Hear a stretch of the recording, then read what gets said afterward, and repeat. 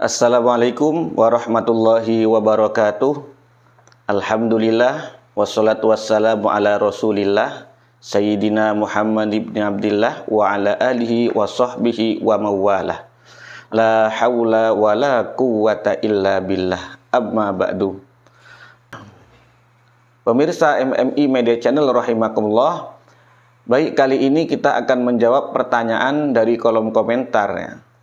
Pertanyaan dari @limpah4378 ya. Tolong bahas masalah cadar Pak Ustadz. Kata Wahabi, cadar wajib menurut Imam Syafi'i. Benarkah? Ini pertanyaannya. Baik, berarti fokus kita kali ini akan membahas tentang topik mengenakan cadar. Untuk menjawab pertanyaan di kolom komentar tersebut ya, kita akan menggunakan referensi kitab ya, yaitu kitab Al-Mausu'iyah Al-Fiqhiyah ya, atau ensiklopedi fikih ya, yang diterbitkan oleh Wizaratul Auqaf wa Su'udil Islamiyah, Kementerian Wakaf dan Urusan Islam Kuwait ya. Al-Juz Al-Hadi wa Arba'un, Juz 41 atau jilid 41. Langsung saja kita ke halaman 134 di jilid 41 Al-Mausu'iyah Al-Fiqhiyah. Terkait pertanyaan masalah cadar, tentu tidak terlepas dari aurat wajah bagi wanita. Nah, oleh karena itu kita bahas dulu tentang aurat wajah bagi wanita.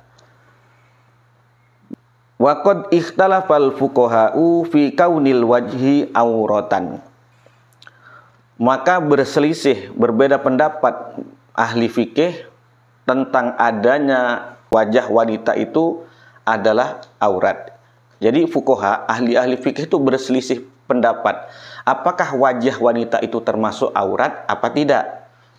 Nah, kita lanjutkan. Fazahabal jumhurul fuqaha'i al-Hanafiyah wal Malikiyah was Syafi'iyah wal Hanabilah ila annal wajha laisa bi'aurah. Meskipun berbeda, tetapi jumhur fuqaha atau jumhur ulama fikih, mayoritas ulama fikih itu baik dari kalangan mazhab Hanafi, dari kalangan mazhab Maliki dan mazhab Syafi'i serta mazhab Hanbali, itu mereka mayoritas mengatakan bahwa annal wajha laisa bi'aurah. Wajah itu, terutama wajah wanita yang kita maksudkan di sini, bukan termasuk aurat. Wa iza lam yakun auratan fa innahu yajuzu laha antasturaha fatantaqiba walaha antakshifaha fala tantaqiba. Kalau wajah wanita itu bukan aurat, maka boleh saja ia mau menutup dengan menggunakan cadar atau tidak menutupnya dengan tidak menggunakan cadar. Ini pertama yang kita bahas. Qalal Hanafiyah ya, tumna'ul mar'atu asyabatu min kashfi wajhiha bainar rijali fi zamanina la li'annahu auratun bal li khaufil fitnah.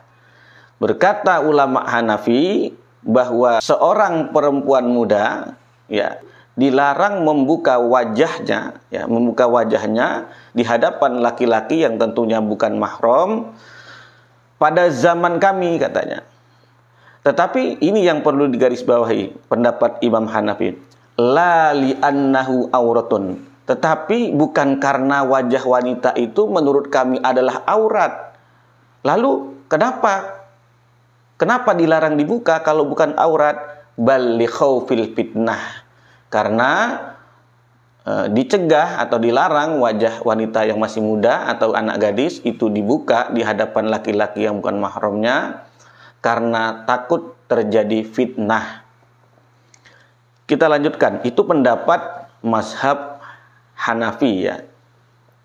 Kita lanjutkan, wa qalal Malikiyah, berkata ulama-ulama mazhab Maliki.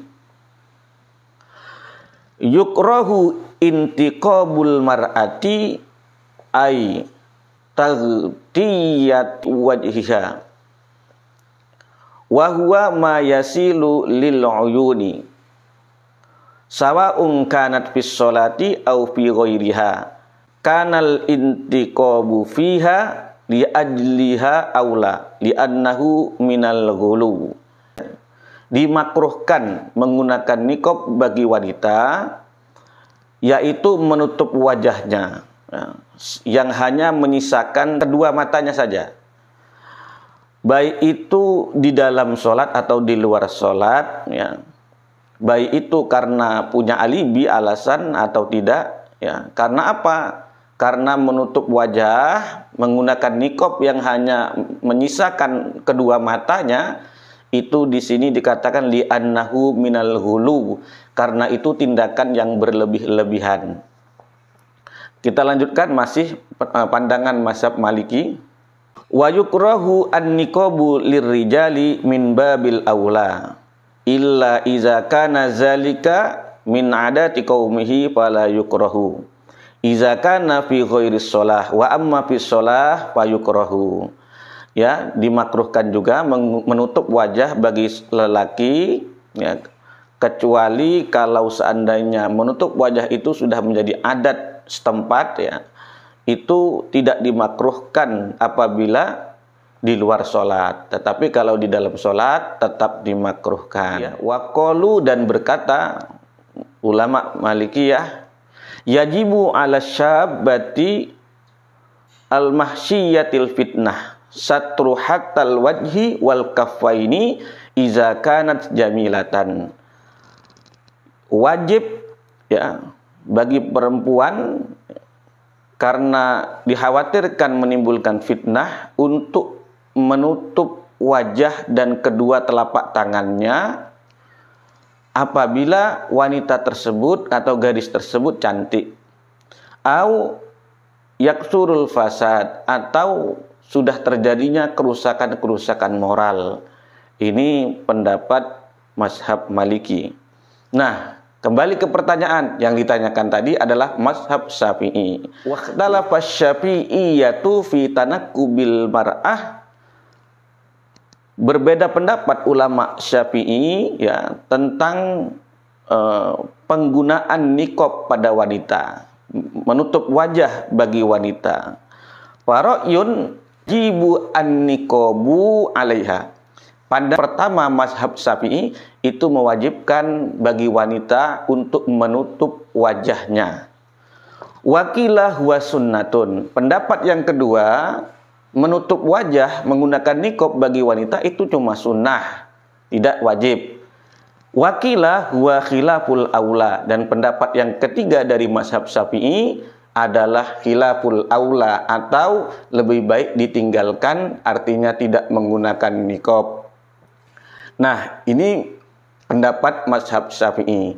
Jadi kembali lagi bahwa pandangan mazhab Syafi'i terhadap niqab atau menutup wajah bagi wanita itu ikhtilaf, terjadi perbedaan pendapat ulama. Jadi kita harus jelaskan ini. Kalau ikhtilaf, kita jelaskan ikhtilaf. Jadi pandangan yang pertama adalah wajib, pandangan kedua adalah sunnah, dan pandangan ketiga adalah khilaful aula, atau lebih baik tidak menggunakan niqab atau cadar. Nah, oleh karena itu, kalau kita sudah tahu bahwa dalam pandangan mazhab Syafi'i itu terjadi ikhtilaf atau perbedaan pendapat ulama, maka boleh saja kita mengikuti pendapat mana yang kira-kiranya kita cocok dengan pendapat tersebut. Jadi pada intinya ketika kita memberikan hukum, jadi perbedaan-perbedaan pandangan ulama itu kita harus sampaikan juga kepada umat, ya, agar tidak menjadi fitnah. Nah, adapun kelompok-kelompok yang mewajibkan cadar, katanya dari mazhab Syafi'i, yang menukil satu pendapat. Sementara dalam Syafi'iyah itu masih ada dua pendapat lagi, yaitu sunnah dan khilaful aula. Nah, kiranya kita tidak usah menyalahkan orang yang menggunakan niqab Dan orang yang menggunakan niqab juga tidak perlulah menyalahkan orang wanita-wanita yang tidak menggunakan niqab dengan mengatakan itu perbuatan dosa. Karena terjadi ikhtilaf atau terjadi perbedaan pendapat ulama, maka kita harus berlapang dada mengenai masalah perbedaan ini. Demikian yang bisa kami sampaikan, semoga dapat bermanfaat bagi kita semua. Wallahu muwaffiq ila aqwamit thoriq. Assalamualaikum warahmatullahi wabarakatuh.